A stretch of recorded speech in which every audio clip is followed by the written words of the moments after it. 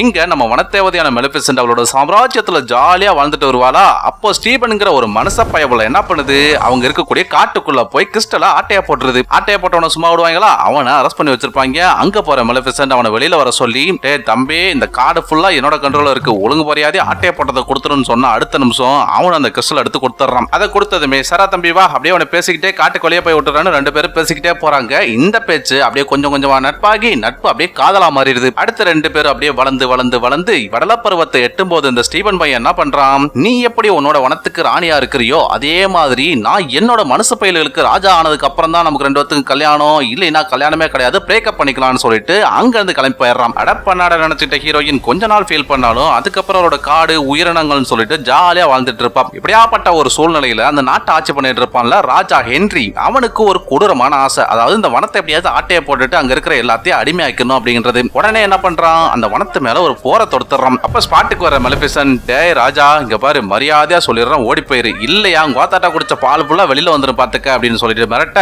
இங்க பாடுறா பச்சையெல்லாம் பஞ்சு டயலாக் பேசுது, டேய் தம்பிகளா, அவளோட ரெக்கையை மட்டும் அப்படியே உடச்சு எடுத்துருங்கடா, போட்டு தள்ளுங்கடான்னு சொல்லிட்டு ஆர்டர் கொடுத்துறான். அவனுங்களும் துட்டிப்பா ஃபைட்ல இறங்குறாங்க. ஆனா பாருங்க, அங்க இருக்கிற மரங்கள் எல்லாமே நம்ம மெலிஃபிசென்ட்க்கு சப்போர்ட்டா போர் வீரனா மாதிரி ஃபைட் பண்ணுது. ஹென்றி படையில இருக்கிற ஒவ்வொரு வீரனையும் துண்டக்கானன் துணியக்கானு சொல்லிட்டு ஓட விட்டுருவாங்க. இதுல மன்னருக்கும் பயங்கரமா அடிபட்டு அவனுக்கு இப்போ அப்போன்னு இழுத்துட்டு இருக்கும், அப்படியே தூக்கிட்டு போயிடுறாங்க. அரண்மனைக்கு போன ராஜா தன்னை அடி வெளுத்து விட்ட அந்த மெலிஃபிசென்ட் எப்படியாச்சும் பழி வாங்கணும், அவளை பழி வாங்குறவனுக்கு தாண்டா என் பொண்ணும் இந்த நாடும் சொந்தம் அப்படின்னு சொன்ன அடுத்த நிமிஷம் ராஜாவுக்கு எடுபடி வேலை பார்த்துக்கிட்டு இருந்த ஸ்டீபன் என்ன பண்றான், நேரா காட்டுக்கு போறான். காட்டுக்கு போனவன் மெலிஃபிசென்ட்டை கூட்டு, இங்க பாரு புள்ள மெலிஃபிசென்ட், உன்னை கொலை பண்றதுக்காக மன்னர் ஆள் அனுப்பியிருக்கான், கொஞ்சம் ஜாக்கிரதையா இருக்குன்னு சொன்னதும், ஆஹா நம்ம மேல எவ்வளவு அக்கறையா இருக்கான், இவன மாதிரி ஒருத்தன் கிடைக்கிறதுக்கு நான் கொடுத்து வச்சிருக்கேன்னு சொல்லிட்டு அவனோட தோல் மேல சாஞ்சிட்டு பாட்டு பாடிட்டு இருப்பான். ரொம்ப பாட்டு பாடாத, தண்ணி தவிக்க போகுதுன்னு சொல்லிட்டு தண்ணி கொஞ்சம் கொடுக்க அந்த தண்ணியை குடிச்ச அடுத்த நிமிஷம் மெலிஃபிசென்ட் மயங்கிடுறான். இவன் வந்த வேலை என்ன, அவளை போட்டு தள்ளுறதுக்கு. ஆனா அவளை கொலை பண்ணாம அவளோட ரெக்கையை மட்டும் அப்படியே அறுத்து எடுத்துட்டு போயிடுறான். எடுத்துட்டு போய் மன்னர்கிட்ட காட்டினதும் அந்த ரெக்கையை பார்த்த மகாராஜா, உனக்கு தாண்டா என் பொண்ணு இந்த நாடுன்னு சொல்லிட்டு செத்து போயிடுறான். அடுத்து அவனுக்கு உடனே பட்டாபிஷேகம் பண்ணி மன்னர் ஆக்கிடுறாங்க.